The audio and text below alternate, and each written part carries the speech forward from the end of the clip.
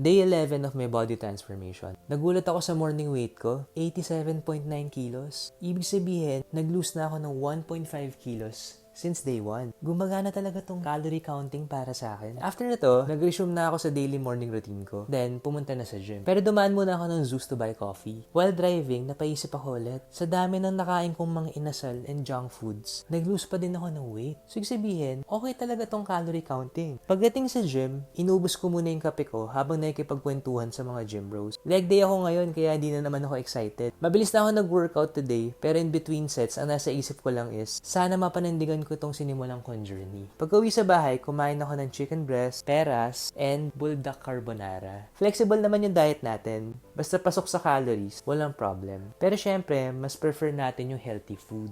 After kumain, nag-relax na lang ako sa sala. Tapos may na-realize ako, this journey is so much easier because ang daming taong nakasupport sa akin this time. Promise, di ako hihinto until ma-reach ko yung goal natin. Maraming salamat guys, and I hope andyan pa din kayo pag na-reach ko na yung goal kong body transformation. Yan na muna ngayon, bukas ulit.